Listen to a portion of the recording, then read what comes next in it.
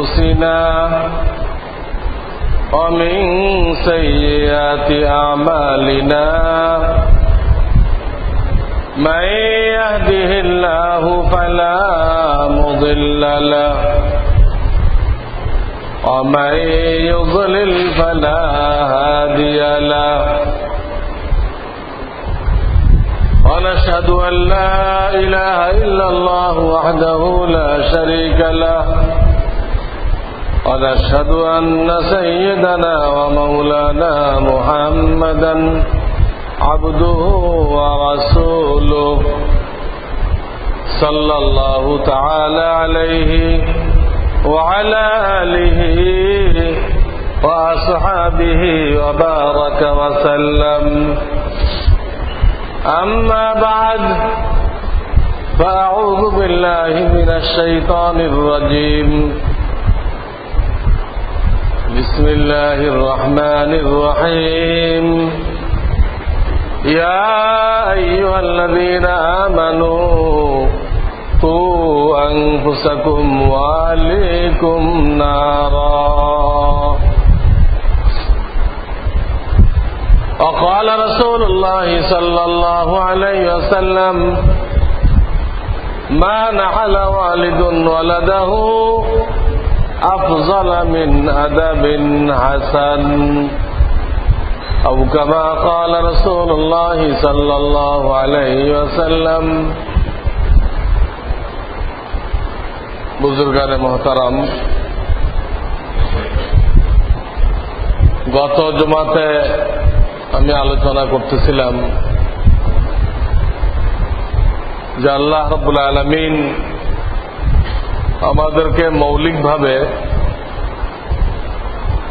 এই দুনিয়ার জিন্দেগিতে, যেটাকে বিদেশ বলা হয়,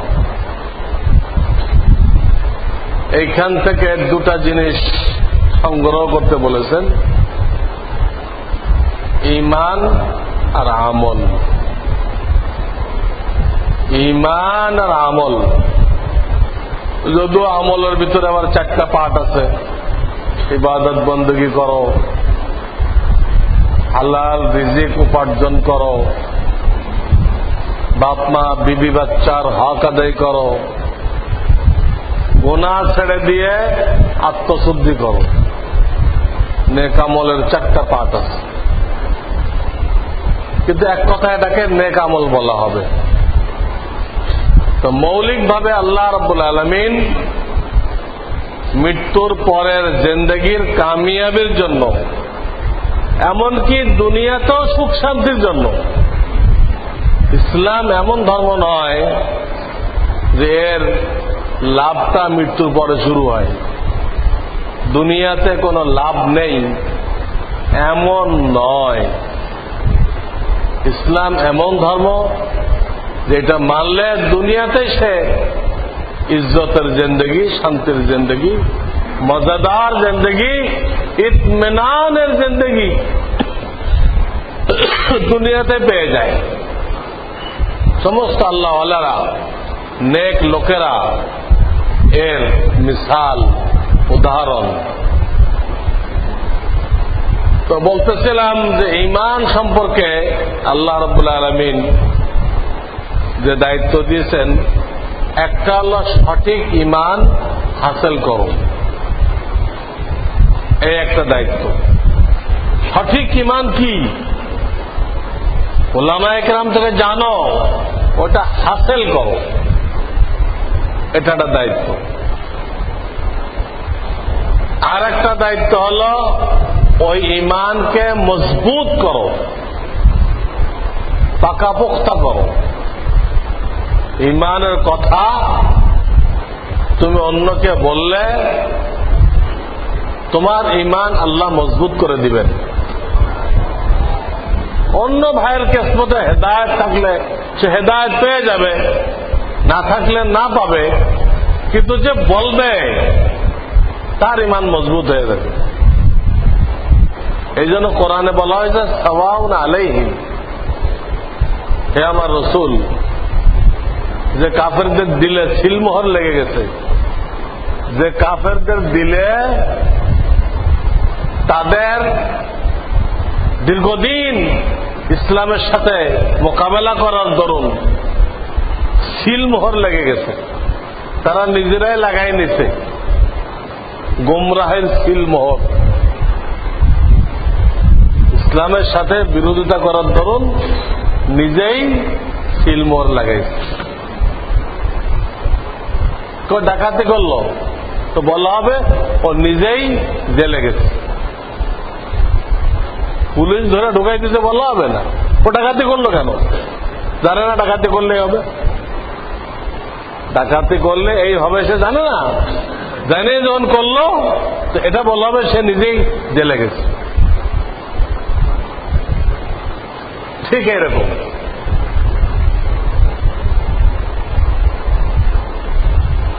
এরকম কিছু লোক দীর্ঘদিন রসুলের সাথে ইসলামের সাথে বিরোধিতা করতেই রয়েছে এবং সেটা জানে বুঝে তারাও বুঝতেছে রসুল সত্য নবী, ইসলাম সত্য ধর্ম খুব ভালো করে জানে। কোরআন ইহা তাক বলছে তারা তাদের ছেলেকে যদ্দূর চিনে আল্লাহ রসুলকে তার থেকে বেশি চিনে, এরপরও রসুলের সাথে বিরোধিতা করছে করে অন্তরের মধ্যে সিলমোহর লাগেছে, আর হেদায়েত পাবে না। কিন্তু আল্লাহ রসুল তো আশা বুকে নিয়ে ওদেরকেও দাওয়াত দিচ্ছেন, এইগুলোকে দাওয়াত দিচ্ছে। এইখানে আল্লাহ বলতেছেন সাওয়াউন আলাইহিম, এদের দাওয়াত দেন আর না দেন এদের জন্য বরাবর, এদের কোনো ফায়দা হবে না। তো লক্ষণীয় বিষয় বলা হইতেছে এদের কোনো ফায়দা হবে না, কিন্তু আল্লাহ এই আয়াতে সূরা বাকারার 2 পৃষ্ঠা এই কথা বলতেছেন না যে আপনার কোনো ফায়দা হবে না। এদের যে আপনি দাওয়াত দিচ্ছেন সাওয়াউন আলাইহিম, সাওয়ান মানে সমান সমান বরাবর, আলাইহিম মানে এদের জন্য বরাবর। আপনার দাওয়াতে তাদের কোনো লাভ হবে না, কিন্তু আল্লাহ একথা বলতেছে না যে আপনার কোনো লাভ হবে না। আপনি যে দাওয়াত দিয়ে চলছেন আপনার তো আল্লাহর নৈকট্য বাড়তে থাকবে, ঈমান মজবুত হতে থাকবে। তো বোঝা গেল ঈমানের দাওয়াত দিলে আর এক ভাইয়ের কেস মধ্যে কি আছে আল্লাহ জানে, কিন্তু আমার ঈমান তো মজবুত হবে, পাহাড়ের মতো মজবুত হবে। পাহাড় চলতে পারে, অনেক পাহাড় এক জায়গা থেকে আর এক জায়গায় চলে গেছে, হাদিসে পাওয়া যায়। কিন্তু ঈমানদার ঈমান থেকে চলে গেছে এটা হয় না।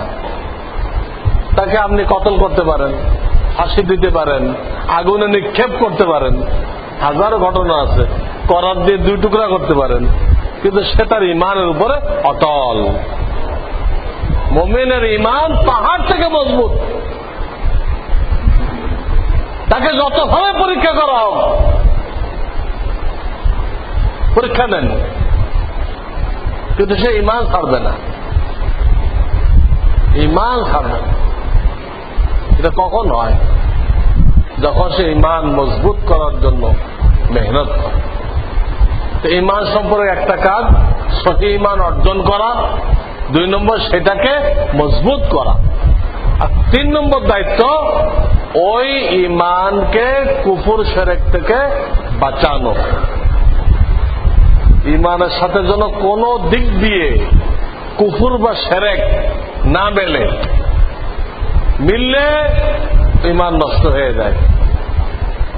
দুধকে যেমন হেফাজত করতে হয় এর মধ্যে চিনা না পড়ে, সব দুধ কেটে যাবে। তাহলে দুধকে যেমন হেফাজত করতে হয় তা না হলে দুধ নষ্ট হয়ে যাবে। ঈমান স্পর্শকাতর বিষয়, একে হেফাজত করতে হয়। হেফাজত করলেন না, যতই পয়লা কাতারে নামাজ পড়লেন একদম পাগড়ি মাথায় দিয়ে, আর প্রত্যেক বছর হজে গেলেন, কিচ্ছু লাভ নেই।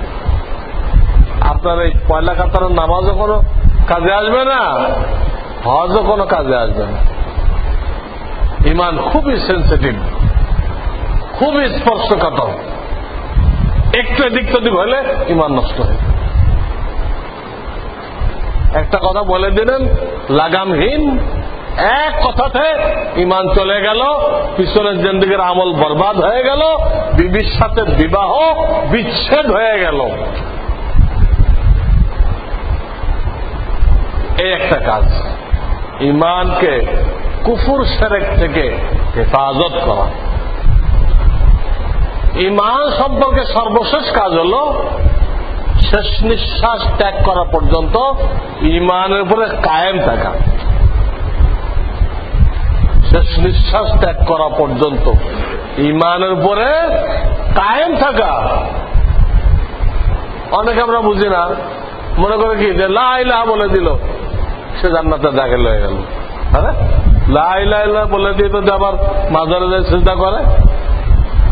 লা ইলাহা বলে দিছে, বলে যে কোথায় চিন্তা করছে? মাজারে। তো লা ইলাহা বাতিল হয়ে গেছে, মাজারে মান্নত মানছে, গোলাপ শাহ মাজারে দিয়ে টাকা বেচছে গাড়ি থামায়, তো ইমান নষ্ট হয়ে গেছে। মাজার থেকে কিছু হয় এই বিশ্বাস করলে তার ইমান নষ্ট হয়ে গেল। কেন বারবার আল্লাহ আকবার বলা হয়? আজানে, ইকামতে, সব জায়গায় হলে আল্লাহ আকবার। তা বারবার এই জন্য বলা হয় যে আমরা সব বস্তুর থেকে হতে দেখি। আমরা আমাদের চর্মচক্ষু দ্বারা বস্তু থেকে হইতে দেখি, আসলে হয় আল্লাহর হুকুমে। এইখানে আল্লাহ পরীক্ষা রাখছেন, এই জায়গাটার মধ্যেই পরীক্ষা। দেখবেন বস্তু থেকে হইতেছে, আসলে আল্লাহ থেকে হইতেছে। আপনি দেখতেছেন দোকান থেকে লাভ আছে, আসলে আসমান থেকে আসতেছে। অফিস সামাই রিজকুকুম ওয়া মা তুআদুন। রিজিক চাও আসমান আল্লাহর কাছে চাও, ওখান থেকে রিজিক আসে, দোকান থেকে আসে না। আপনি তো দোকানটা দেখতেছেন, আপনি তো দেখতেছেন আপনার বিবির পেটাতে বাচ্চা হইতেছে, কিন্তু বাচ্চা তো আল্লাহ পয়দা করে। হায়দ্রাবাদে কোনো বাচ্চা দিতে পারে না, হায়দ্রাবাদের বাচ্চা দেওয়ার কোনো ক্ষমতা নেই, কোন মানুষের ক্ষমতা নেই। ভালো করে বুঝতে হবে যে আমরা যা দেখি বাহ্যিক দৃষ্টিতে এটা বাস্তব না, এগুলো মাধ্যম। আল্লাহ দুনিয়াতে মাধ্যম দ্বারা করবেন, আর নিজেকে রাখছেন পর্দার আড়ালে। আর আমাদেরকে দায়িত্ব দিচ্ছে আমি পর্দার আড়ালে আছি, তোমার বিশ্বাসটা আমার উপর আনতে হবে। বাহ্যিক যা দেখতেছ এইটা যদি বিশ্বাস করো তুমি মুশরিক, তোমার মধ্যে শিরক আছে, তোমার ঈমান আমার কাছে গ্রহণযোগ্য না। তুমি দেখো জমিন থেকে ফসল হয়, তুমি দেখতেছ চাকুরি থেকে বেতন আসে, সব গলত দেখতেছ, গলত দেখতেছ, সব আমার পিয়ন, আমার পিয়ন। আমি পিয়নের মাধ্যমে পাঠাই দিচ্ছি, পিয়নের দেওয়ার কি ক্ষমতা আছে? পিয়নের দেওয়ার কোনো ক্ষমতা নেই। পিয়ন পৌঁছাইতে পারে, পিয়ন পৌঁছাইতে পারে, দিতে পারে না, দেওয়ার কোনো ক্ষমতা নেই। আমাদের পরীক্ষাটা আল্লাহ এই জায়গায় রাখছেন। আপনি যার থেকে হইতে দেখতেছেন আম গাছ থেকে আম গাছ আম হইতেছে, তা আপনার বিশ্বাস আম গাছ লাগাইলে এই গাছেরই শক্তি আছে আমাকে আম দিবে? গলত, গাছের কোনো ক্ষমতা নেই। আল্লাহ অর্ডার দিলে ওই মাটির রস ওই গাছের মধ্যে দিয়ে আম হয়ে বেরিয়ে আসবে, আরেক গাছের মধ্যে দিয়ে পেঁপে হয়ে, সব মূল কিন্তু একটা মাটির রস। এই মাটির রসটা এক এক গাছের মধ্যে দিয়ে এক রূপ নিয়ে বেরিয়ে আসছে। আর আপনি গাছের উপর একিন করবেন না আল্লাহর উপর একিন করবেন? আল্লাহর উপর। হাদিসে ক্লিয়ার আসছে, মানুষ যখন ঔষধ খায়, ঔষধ আল্লাহর দরবারে ফরিয়াদ করে যে আল্লাহ আমি একে রোগ মুক্তির ব্যাপারে উপকার করব না না করব, আল্লাহর কাছে ফরিয়াদ করে। আল্লাহ যদি ঔষধকে তাকে শিফা দেওয়ার জন্য হুকুম দেয় তো ঔষধ তার পক্ষে কাজ করে। আর যদি বলে তুমি থাকো, স্থির থাকো, কিচ্ছু করো না, কিচ্ছু হবে না। আর কাউকে বলে উল্টা করো, রোগ আরো বাড়াই দাও, ওষুধ যত খাইবেন। ডাক্তার একদম বাংলাদেশের শ্রেষ্ঠ ডাক্তার, বা সিঙ্গাপুর থেকে নিয়ে আসছেন চিকিৎসা, কিন্তু যত ওষুধ খেতেছেন রোগ তত কি বাড়ছে। কেন? ওই হাদিস, ঔষধ আল্লাহকে জিজ্ঞাসা করে, ঔষধ আল্লাহকে জিজ্ঞাসা করে। হাদিস আছে মায়ের পেটে যে বাচ্চা তৈরি হয় এক এক স্তরে যায়, আর ফেরেশতারা জিজ্ঞেস করে আল্লাহ একে আগে বাড়াবো। এরকম 4 স্তর যখন পার হয় তো কমপ্লিট মানুষ হয়। তখনও রু নেই, কিন্তু তখনও রু আসে নাই, স্ট্রাকচার তৈরি হয়ে গেছে। তখন আল্লাহ বলে এর কিসমতে কি লিখবো?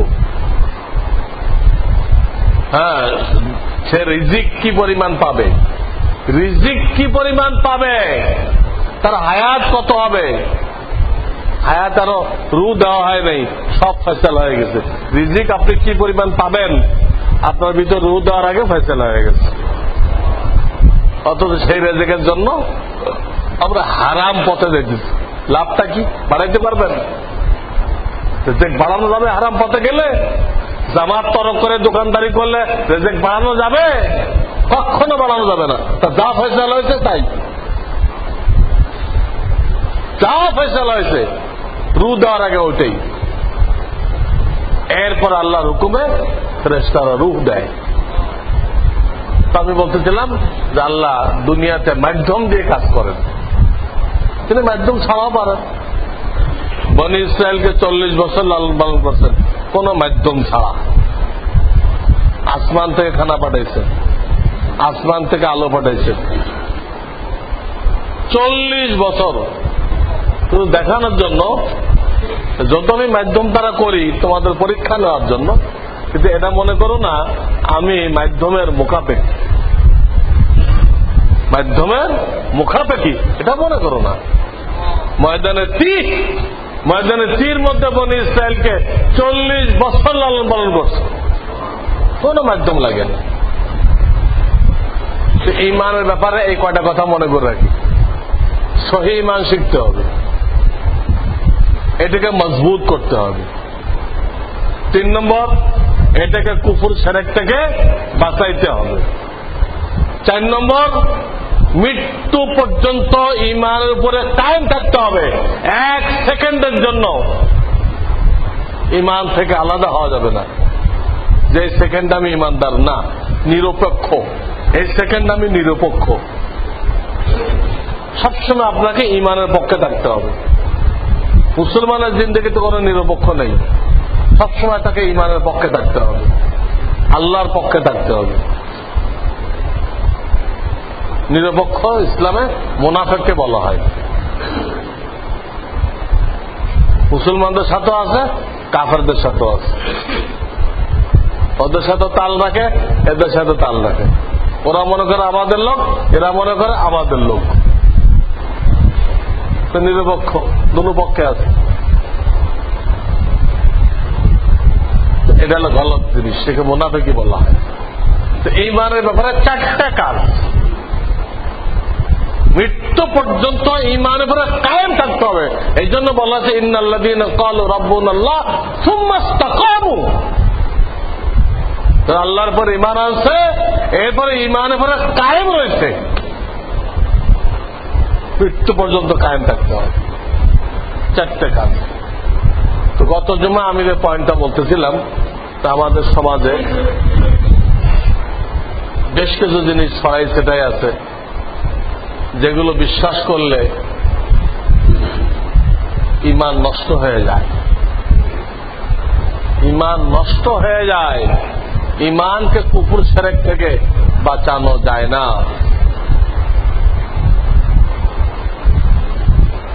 যেমন একটা জিনিস আমরা প্রায় বলে থাকি, যখনই কাউকে দ্বীনের দাওয়াত দেওয়া হয়,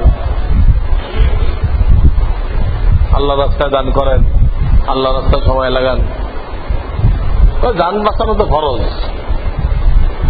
তখন আমি যদি যাই তো আমার পয়সা কোত্থেকে আসবে, আমি কি খাবো, আমার ছেলে পেলে কি খাবে, এই কথা বলে দিনের কাজ করতে অপারগতা প্রকাশ করা। অথচ আমি যে আয়াতটা বললাম, এই আয়াতে বলা হয়েছে তুমি নিজে এবং তোমার পরিবারের জান বাঁচাও জাহান্নাম থেকে, জাহান্নাম থেকে। ইয়া আইয়ুহাল্লাযীনা আমানু কু আনফুসাকুম ওয়া আহলিকুম নারা। এই নারা মানে জাহান্নাম। আপনি এই অর্থ করে ওই অর্থটা তো অস্বীকার করে দিলেন। আপনাকে আমাকে কেউ জাহান্নামতে বাঁচার জন্য ইমানি মেহনতের দাওয়াত দিল, আপনি আর এক ফতোয়া দিয়ে ওটা অস্বীকার করলেন। আপনি ফতোয়া দিচ্ছেন আপনার সাথে বেরোবো, আমি চিল্লাই, তা আমি খাবো কি, আমার বিবি খাবে কি, এটা কয়ে ওটা অস্বীকার করতেছেন। গলত কথা, গলত কথা। আজকে আপনার শারীরিক রোগ ব্যাধি হলে আপনি চিকিৎসার জন্য যাইতেন না, তখন তো কেউ বলতো না যান বাঁচানো ভালো, তুমি যাইবা চিকিৎসা করতে, হ্যাঁ তোমার বিবিকে কে দেখবে, তোমার সন্তানকে কে দেখবে, কেউ তো বলতো না। রুহানি চিকিৎসার জন্য গেলে এই আপত্তি তোলা হয়, তোমার বিবিকে কে দেখবে, ছেলেকে কে দেখবে। আর শারীরিক চিকিৎসার জন্য গেলে কোনো আপত্তি নেই, আরো বিবি তাড়াতাড়ি পাঠাই দেয়, তাড়াতাড়ি যাও চিকিৎসা হয়ে আসে। দিনই বুঝ নেই আমাদের। আরো মারাত্মক কথা, আমার কাছে প্রচুর স্কুল কলেজের ছেলে পেলে সম্পর্ক রাখে, দিনই ব্যাপারে সম্পর্ক রাখে, পরামর্শ নেয়, কেউ মৌখিক কেউ লিখিত। বর্তমান জামানার ঢাকা শহরের যত কলেজ ভার্সিটি আছে সম্ভবত কোনটাই বাকি নেই যেখানে ছাত্র আমার কাছে যায় না। এরা যে একটা সমস্যা আমার কাছে তুলে ধরে, এক একজন একরকম। এদের বাপ মাকে দায়িত্ব দেওয়া হয়েছে তোমার ছেলে মেয়েকে জাহান্নাম থেকে বাঁচাও, তোমার ছেলে মেয়েকে জাহান্নাম থেকে বাঁচাও। বাপ এই দায়িত্ব পালন করে নাই, এই দায়িত্ব পালন করে নাই। এই জন্য বুজুর্গার দিন একটা কথা বলেন যে লোকেরা এটা চিন্তা করে যে আমি মরে গেলে আমার ছেলের কি অবস্থা হবে, প্রত্যেকে খাবে, কি করবে। প্রত্যেকটা মানুষ এতটুকু চিন্তা করে যে আমার মৃত্যুর পরে আমার ছেলের কি ব্যবস্থা হবে, এটুকু চিন্তা করে। কিন্তু এইটা চিন্তা করে না আমার ছেলে যখন মারা যাবে তখন তার কি অবস্থা হবে, আমি মরে গেলে আমার ছেলে কি খাবে, এই চিন্তা আছে। কিন্তু আমার ছেলে মরে গেলে তার কবরে কি হবে, হাসরে কি হবে, সে জবাবদিহি করতে পারবে কিনা, এই ফিকিরটা অধিকাংশ বাপ মায়ের মাথার মধ্যে নেই। আমার কাছে কলেজ ভার্সিটির ছেলে পেলে যায়, আমি এদের কথা দ্বারা এই কথাটা ক্লিয়ার বুঝতে পারছি, ক্লিয়ার। তারা আমাকে বলে হুজুর আমি দাড়ি রাখতে চাই, আমার বাপে অনুমতি দেয় না, কে বলছে আমাকে পিটাই করছে, দাড়ি রাখার কথা বলছি বলে আমাকে মারছে। কেউ সুন্নতি লিবাস পড়তে চায়, কলেজে পড়বে সুন্নতি লিবাস নিয়ে, বাপ মা রাজি নেই, বাপ মা রাজি নেই। কেউ বলে আমি যৌতুক ছাড়া বিয়ে করবো সুন্নত তরিকায়, বাপ মা রাজি নেই। কারে তোর আমি এত টাকা ব্যয় করে পড়াইলাম, তুই যৌতুক ছাড়া বিয়ে করবি, তা আমার টাকাটা কে দিবে? এর টাকাটা মেয়ের বাপের থেকে উসুল করতে হবে। মেয়ের বাপ মস্ত বড় গুনাহ কবিরা করছে, মেয়ের জন্ম দিয়ে মনে হয় গুনাহ কবিরা করছে। তাহলে মেয়ে যার কাছে বিয়ে দিবে এই ছেলেকে তার পড়ার সমস্ত খরচ দিতে হবে। নাউযুবিল্লাহ মিন যালিক। এরা আমাকে শোনাইছে দাড়ি রাখতে দিবে না, সুন্নতের লেবাস পড়তে দিবে না, যৌতুক ছাড়া বিবাহ করতে দিবে না। অনেক ছেলে বিবাহ করতে চায়, মেয়েদের সাথে একসাথে ক্লাস করতে হয়। এখন তো আমার দেশের কলেজ ভার্সিটি এটা লন্ডন আমেরিকার মতো হয়ে গেছে। আপনারা মুরব্বী ছেড়ে নেই, আপনাদের কল্পনার বাইরে। আপনারা অনেকে কলেজে পড়ছেন, তখন মেয়েরা যে শালীনতার সাথে আসতো ওই পরিবেশ এখন আর নেই। এখন কলেজ ভার্সিটির এরিয়াগুলো এটা আপনি লন্ডনের একটা অংশ মনে করতে পারেন বা আমেরিকার একটা অংশ মনে করতে পারেন। আর ব্যাখ্যা করলাম না, এর থেকে আগে বাড়া ঠিক না। এই পরিবেশে সেই মান বাঁচাবে কিভাবে? এই পরিবেশে আপনার ছেলে মান বাঁচাবে কিভাবে? তো সে বিবাহ করতে চায়, বাপ মা রাজি নেই। ছেলে প্রস্তাব দেয় যে আপনাদের পয়সা লাগবে না, আমি টিউশনি করে বউরে খরচ দিব, আপনার শুধু রাজি হন। রাজি নেই। না, আগে পড়াশোনা করবি, চাকরি বাকরি নিবি, তারপরে বিবাহ। তাহলে এতদিন সে নিজেকে গুনাহ থেকে বাঁচাবে কেমনে? মেয়েদের সাথে উঠা বসা করে তার চোখের হেফাজত করবে কেমনে? দিল ও দিমাগের হেফাজত কিভাবে করবে? এইভাবে প্রত্যেকটা ছেলে তার বাপ মাকে নিয়ে মহা সমস্যা আছে। আল্লাহর পথে চলার জন্য মেইন অন্তরায় তার বাপ মা,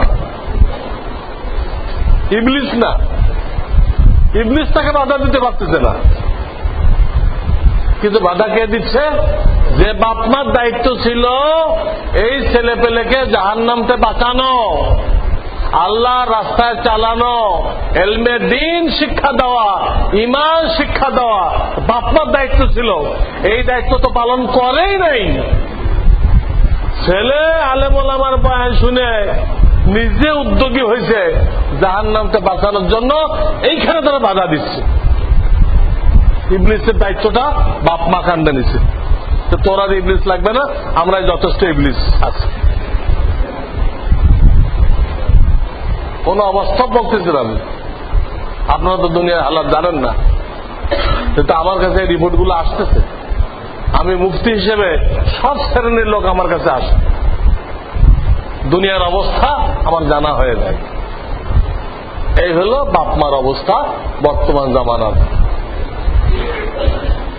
ছেলে দিনদার হইতে চায়, বাপ মা দিনদার হইতে রাজি নেই। তাদের বিশ্বাস তুই আগের থেকে মোল্লাগিরি করলে কেউ মেয়েও দিবে না, চাকরিও দিবে না, হ্যাঁ, কোনো সম্মানও পাবি না, এই বিশ্বাস।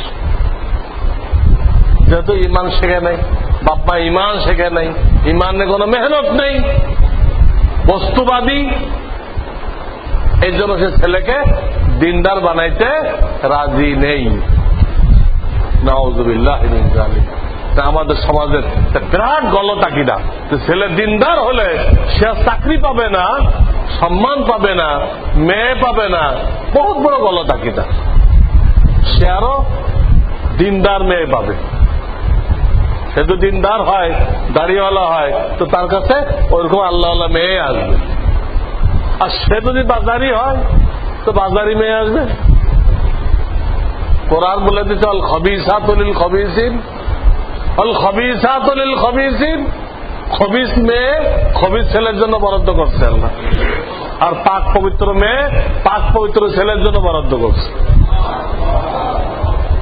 ছেলে সারা দুনিয়ায় বেহুদাগিরি করে বাড়বে, আর আল্লাহ তার একটা বেহেশতের হুর দিয়ে দেবে।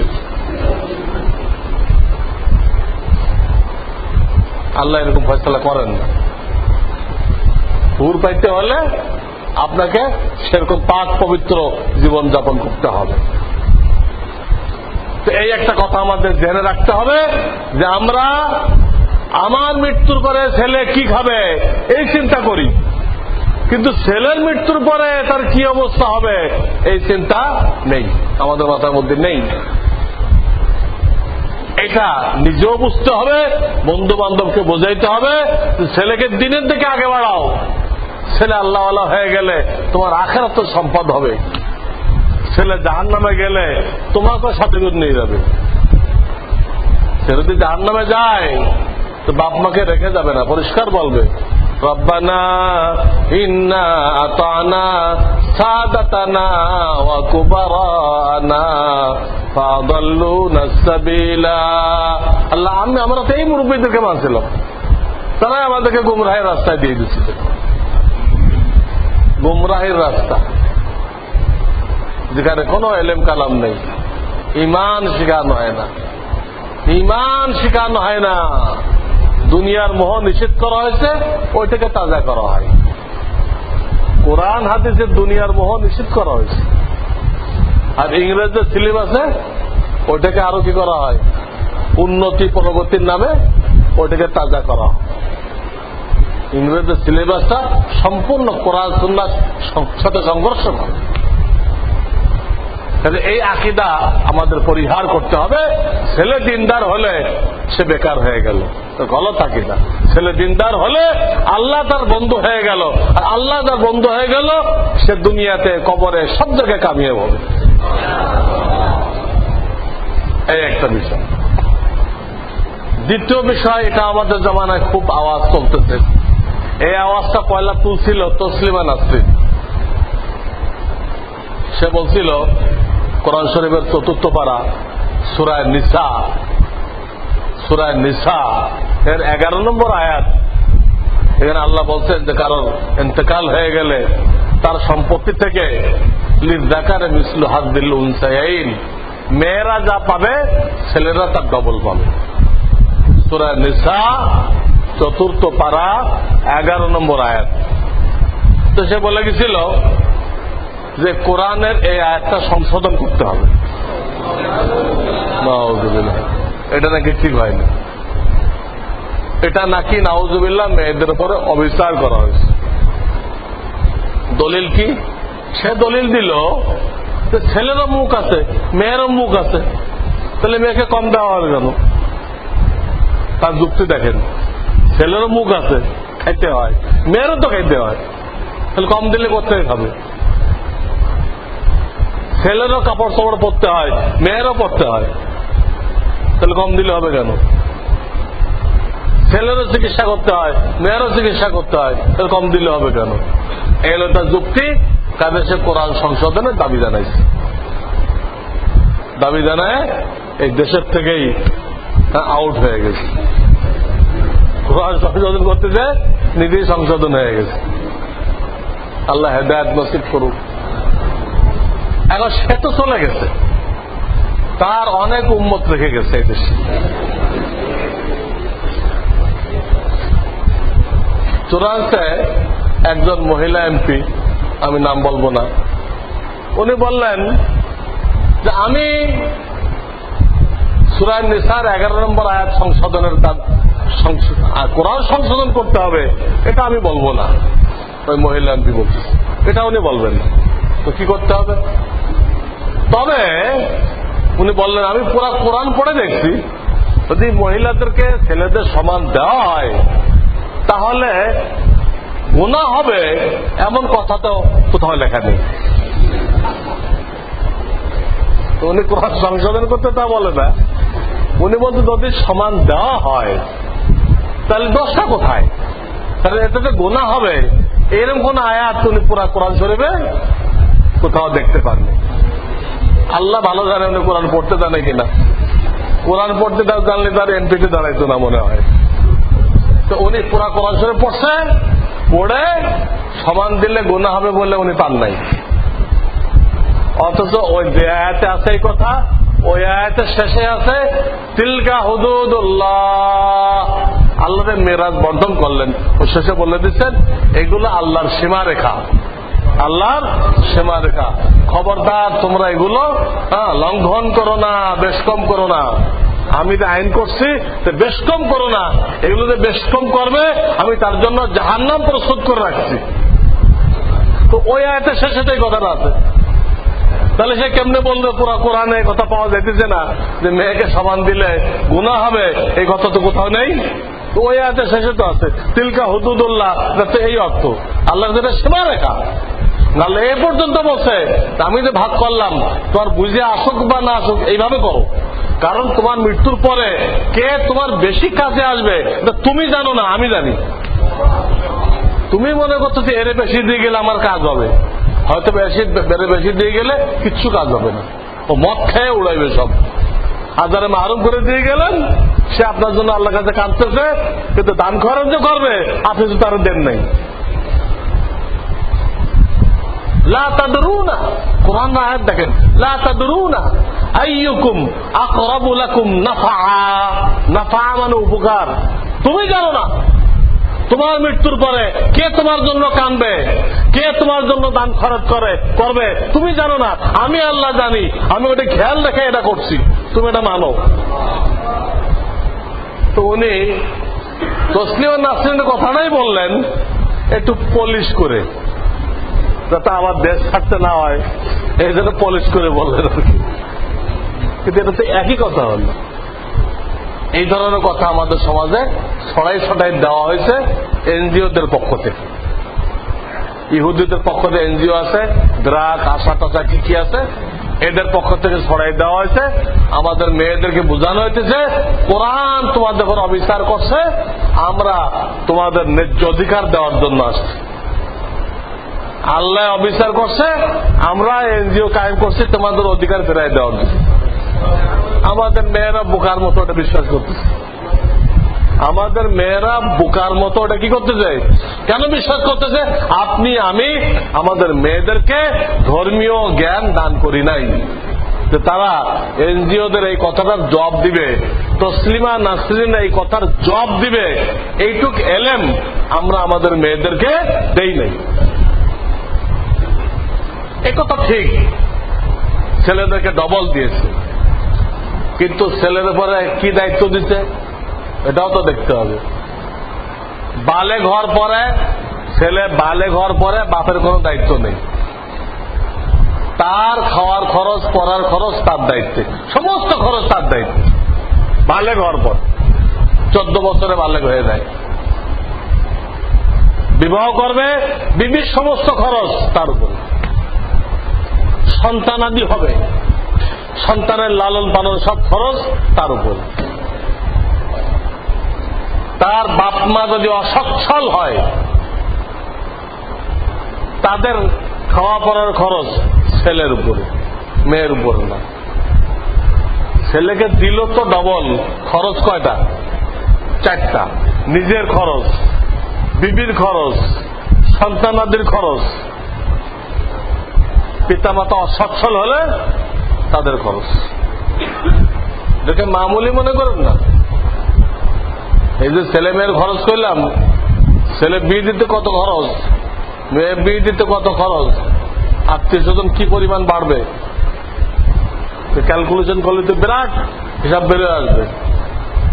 যারা ছেলে মেয়ে বিয়ে দেন না তারা তো হিসাব এখন বুঝবেন না। এই 4টার মধ্যে আবার কয়টা আছে? মৌলিকভাবে 4টা খরচ। তাকে দেওয়া হয়েছে 2 ভাগ। আসেন মেয়েকে বালেগ হওয়া পর্যন্ত খরচ দেওয়া না, বাপের দায়িত্ব বিবাহ হওয়া পর্যন্ত খরচ বহন করতে হবে। মেয়ের বিবাহ হওয়া পর্যন্ত সমস্ত খরচের দায় দায়িত্ব কার উপরে? বাপের উপরে। যখন বিবাহ দিল তখন তার দায় দায়িত্ব কার উপর চলে গেল? তখন বাপের মাতবাড়ি শেষ। আমাদের অনেক বাপ কিন্তু এটা জানি না, বিবাহের পরেও মেয়ের উপরে দখল দেই, এটা মানতে হবে, না মানলে মেয়ে দিব না। অন্যায্য কথা। অথচ বিবাহ দেওয়ার পরে শরিয়াতের দৃষ্টিতে এখতিয়ারটা কার হয়ে যায়? স্বামীর হয়ে যায়।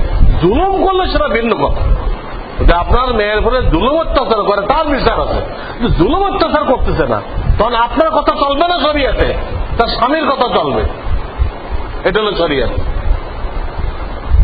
তাহলে বিবাহের আগ পর্যন্ত বাপের দায়িত্ব, বিবাহটা নিয়ে মরা পর্যন্ত কার দায়িত্ব? স্বামীর দায়িত্ব।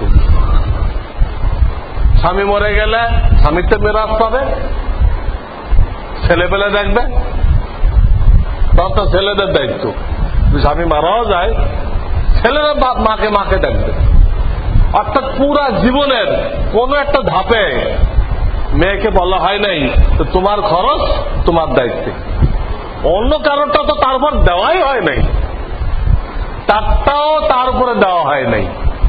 তার নিজের খরচও তাকে তার দায়িত্বে দেওয়া হয় নাই। এত সত্য সে ভাইয়ের অর্ধেক পাইতেছে, ভাই যা পাইতেছে তার অর্ধেক পাইতেছে। এখন আপনি হিসাব করেন, তার দায়িত্বে 4টে খরচ 2 গুণ পাইল, এর দায়িত্বে কোনো খরচ দেওয়া হয় নাই, তারপর সে 1 গুণ পাইল। এটা কি কম পাইল না বেশি পাইল? খরচের কোনো দায়িত্ব নেই মহিলাদের উপরে। কোন আলেম থেকে জিজ্ঞেস করে আসেন, আমার কথা বুঝতে না হলে অন্য আলেমদের কাছে যাইবেন, আমি ঠিক বলছি না গলত বলছি। কোনো দায়িত্ব দেওয়া হয় নাই, 1 ভাগ দেওয়া হয়েছে, তো বেশি না কম দেওয়া হলো? যদি আপনার আমার মেয়ে এই কথাটা জানতো, তাহলে এনজিওদের কথা বিশ্বাস করতো? তো কোরআন তোমাদের ঠকাইছে, কোরআন তো জিতাইছে, কোনো খরচ নেই, তাও 1 ভাগ দিতে যাও, হজ করো, উমরা করো। বরং উল্টা আপত্তি হবে, উল্টা প্রশ্ন হবে যে 1 ভাগ কেন দিল? কোনো খরচ যখন নেই, একে 1 ভাগ দেওয়া হলো কেন? এই 1 ভাগ ছেলেকে দেওয়ার দরকার, কেন তার 4টে খরচ পাইছে 2 ভাগ। এই 1 ভাগ কারো দেওয়ার দরকার ছিল? ছেলেকে। এই প্রশ্ন কেউ করতে পারে। তার জবাবেই এই 1 ভাগ আল্লাহ তাআলা তাকে ইন্স্যুরেন্স বলেন, বীমা বলেন, বীমা হিসেবে দিয়ে রাখে। যদি কোনো দুর্ঘটনা ঘটে, স্বামী মারা যায়, ওদিক দিয়ে বাপও নেই দুনিয়াতে, স্বামীও নেই হঠাৎ করে, এখন এতিম বাচ্চা কাছে নেই, কি করবে? তাদের হাতে একটা সম্পদ থাকলো, সে অন্তত এটা দিয়ে কি করতে পারবে? ঠেক দিতে পারবে। এটা ইন্স্যুরেন্স হিসেবে, খোদাই ইন্স্যুরেন্স হিসেবে মহিলাদের হাতে এই টাকাটা রেখে দেওয়া হয়েছে। কোন সময় যদি কাজে লাগে তো কাজে লাগাইবা, তা নাহলে দিনই কাজে ব্যয় করবা, হজ করবা, উমরা করবা, মসজিদ মাসে দান করবা, বাপ মারে কিছু হাদিয়া দিবা, স্বামীর কিছু হাদিয়া দিবা। তার খরচের দায়িত্ব নেই, খরচের দায়িত্ব নেই। এখন একটা প্রশ্ন, ছেলে 4টে খরচের দায়িত্ব 2 ভাগ পাইল, আর 2 ভাগ কোথায় পাবে? আর 2 ভাগ কোত্থেকে আনবে? শরীয়তের পক্ষের জব, তাকে শরীরে আল্লাহ শক্তি দিচ্ছেন, তাকে শরীরে শক্তি দিচ্ছেন, ব্যবসা করার মতো বুদ্ধি বিবেচনা দিচ্ছেন, চাকরি করার মতো বুদ্ধি বিবেচনা দিচ্ছেন। সে চাকরি বাকরি করে বা জমিনে মেহনত করে বা ব্যবসা করে, ওই 2 ভাগ সে কি করবে? নিজে অর্জন করে, তো 4 ভাগ হয়ে গেল। কিন্তু এটা মহিলারা পারবে না। রুজি রোজগার করতে গেলে দৌড়দৌড়ি করতে হয়, এখানে সেখানে যাইতে হয়, বিভিন্ন ডিস্ট্রিক্টে যাইতে হয়, চায়না যাইতে হয় মালের অর্ডার দিতে। এইগুলো মহিলারা পারবে? মহিলারা একা একা এভাবে দৌড়দৌড়ি করতে পারবে? এরা করলে তো এরা খুঁজি পাওয়া যাবে না, কোথায় না উদা হয়ে গেছে। পর্দা ফরজ, তবে একা একা চলাফেরা করলে ব্যবসা বাণিজ্য তো দূরের কথা, ও নিজে উদাও হয়ে যাবে। আল্লাহ হেফাজত করুন। এই জন্য তাদেরকে আল্লাহ তাআলা রুজি রোজগারের কোনো দায়িত্বই দেয়নি। পুরুষকে বলছে তোমার শরীরে শক্তি ব্যয় করে ওই 2 ভাগের রিজিক অর্জন করো, আর মহিলাকে বলছে তোমার শরীরে শক্তি দিচ্ছি আমি, কিন্তু সেই শক্তিটা কি কাজের জন্য? সেই শক্তিটা সন্তানের দেহ তৈরি করার জন্য। পুরুষের, মহিলাদের গায়ে শক্তি আছে, এই শক্তিটাও তাকে ক্ষয় করতে হবে। মিন্সের জন্য শরীরের শক্তি ক্ষয় হবে। বাচ্চাকে 9 মাস পেটে রাখবে, এই বাচ্চা বড় হবে কি খেয়ে? মায়ের শরীর থেকে ভিটামিন, ক্যালসিয়াম, রক্ত এগুলোই নাভি দিয়ে বাচ্চার শরীরে দিবে। এতে কি মায়ের শক্তি ক্ষয় হইতেছে না?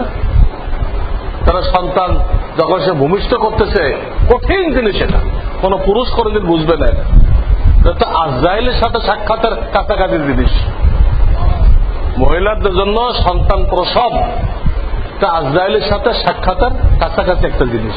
বহু মহিলা মারাও যায়, আল্লাহ তাদেরকে শহীদে মৃত্যু দান করে। এতে কি শরীরে শক্তি ক্ষয় হয় না? আপনার 1 বছরে যা কষ্ট হবে, পরে 2 ঘন্টা তার থেকে বেশি কষ্ট হবে। এরপরে এই সন্তানকে 2 বছর দুধ খাওয়াইতে হবে, নিজে ভিজা জায়গায় থেকে এই বাচ্চাকে শুকনো জায়গায় রাখতে হবে, ঠান্ডা না লাগে। এতে কষ্ট হয় না? তো মহিলাদেরকে শক্তি দিচ্ছে উপার্জনের জন্য না, এই বাচ্চা লালন পালনের জন্য। দুধ খাওয়াইতে তার শরীর ক্ষয় হয় না? পুরুষদের যে পরিমাণ শক্তি ক্ষয় হয়, এদের বাচ্চা লালন পালন করতে গিয়ে তার থেকে বেশি শরীর ক্ষয় হয়, বেশি শরীর ক্ষয় হয় এদের। কাজে আল্লাহ প্রত্যেকের দায়িত্ব দিতে যে তোমার শক্তি এই কাজের জন্য, পুরুষের শক্তি উপার্জনের জন্য, মহিলার শক্তি মানব তৈরির জন্য। এখন যারা এই স্লোগান দিচ্ছে যে নারীদেরকে চাকরিতে সমান অধিকার দিতে হবে, হ্যাঁ নারীদের কি করতে হবে, হ্যাঁ তাদের স্বাধীনতা দিতে হবে, তসলিমা নাসরিন বলে গেছিল হ্যাঁ যে জরায়ুর স্বাধীনতা দিতে হবে, এগুলো বলে গেছে। তারা চাকরি করতেছে, এক ধরনের পুরুষ, তারা মহিলাদেরকে চাকরিতে আনতে চায়, সমস্ত কাজে মহিলাদেরকে শরিক করতে চায়। এটার নাম দিয়েছে নারী স্বাধীনতা, হ্যাঁ নারীর মুক্তি কামনা।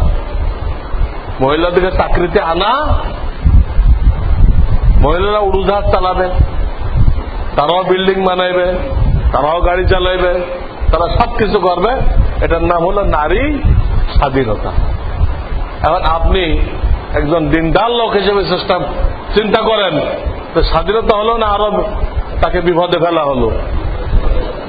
আল্লাহ তাদেরকে যারা দিছিল উপার্জনের দায়িত্ব নেই, সে ঘরের রানী হিসেবে থাকবে, ঘরের রানী। তার স্বামী তাকে আদর যত্ন করবে, তার সমস্ত বাচ্চা কাচ্চারা আদর যত্ন করবে, করবে না? প্রত্যেকটা ছেলে মাকে হাদিয়া দেয়, মার জন্য কিছু নিয়ে আসে। মেয়েদের বিবাহ হয়ে গেছে, তারা সেখান থেকে যখন আসে বা কেউ আসে, মার জন্য কিছু হাদিয়া পাঠায়, বাপে পাঠায়, মায়ে পাঠায়। স্বামী দিচ্ছে, ছেলে দিচ্ছে, মেয়ে দিচ্ছে, বাপে দিচ্ছে, মায়ে দিচ্ছে। তো একটা মেয়ে রানীর হালাতে আছে, ইজ্জতের সাথে আছে, তার সতীত্বের হেফাজতের সাথে আছে। সেখান থেকে আপনি নারী স্বাধীনতার নাম দিয়ে, নারী মুক্তির নাম দিয়ে তাদেরকে চাকরিতে নিয়ে আসলেন। হ্যাঁ, তাহলে তার শরীর বাচ্চা তৈরির জন্য কি হইতেছে? ক্ষয় হইতেছে, বা চাকরি তো ক্ষয় হইতেছে। এখন কয় জায়গায় ক্ষয় হইল? 2 জায়গায় ক্ষয় হইল। এটা কি তার উপকার করলেন না ক্ষতি করলেন? আপনারটাও তার কান্দে দিলেন। পয়সা রোজগারের জন্য আপনার শরীর ক্ষয় হবে, ওই দায়িত্বটা আপনি তাকে দিয়ে দিলেন। চাকরিও সে করবে, বাচ্চার গঠনও দেখাশোনাও সে করবে। তাহলে এখন বলেন আপনার আমার কাজটা কি থাকলো? আমরা কি করব? আমাদের কাজ এখন বাচ্চা পাহারা দেওয়া। কাফেরদের দেশে আছে, আমার এক ছাত্র ফিজি আয়ারল্যান্ডে আছে, এটা কাফেরদের দেশ।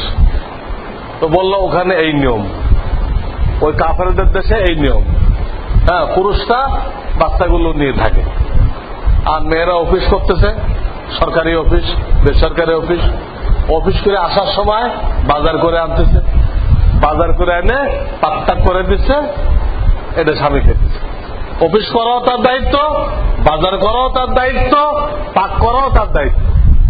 স্বামীর কোনো কাজ নেই, শুধু বাচ্চাগুলো পাহারা দেওয়া। তা কোনো সময় স্ত্রী বাজারে গেল, ব্যাগটা একটু বহন করলো। স্ত্রীতে বাজার করতেছে, ব্যাগ বহন করতে এটা কর্মচারী লাগবে না? আমাদের এই ছাড়া তো আর কাজ থাকলো নাকি? তো এটা কত বড় জুলুম, কত বড় জুলুম। যাতে একটা দায়িত্ব আল্লাহ দিয়েছিল আর একটা আপনার উপরে, আপনি দুটোটা তাকে দিচ্ছেন, আবার নাম দিচ্ছেন যে আমরা নারীদেরকে স্বাধীন করে দিচ্ছি, গোলামি থেকে মুক্তি দিচ্ছি। কি স্বাধীন হলো? না দায়িত্ব আরো বেড়ে গেল, দায়িত্ব বেড়ে গেল। আর আসল বাস্তব হলেই যারা মহিলাদের স্বাধীনতার দাবি করে, তাদের মূল উদ্দেশ্য হল